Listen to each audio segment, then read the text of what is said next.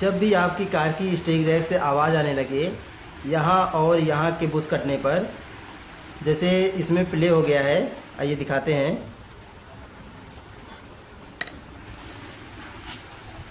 दोनों साइड से। तो इसकी स्टेयरिंग रैक रिपेयर ना करवाएं, क्योंकि रिपेयर सक्सेस नहीं होती है। मेरी तरह नया स्टेयरिंग रैक डलवा दीजिए, जैसे हमने मंगवाया है। देख रहे होंगे टाटा की जेन्युइन रैक है। और जब भी आप जेन्युइन पार्ट मंगवाते हैं आपको पूरा सेट कंप्लीट मिलता है, सारा नट बोल्ट ब्रॉकेट, यहाँ तक कि इसका बुश भी देख रहे होंगे जो यहाँ पर लगता है। तो सारा कुछ नया आता है। देख रहे होंगे टाटा की टियागो का स्टेयरिंग रैक है।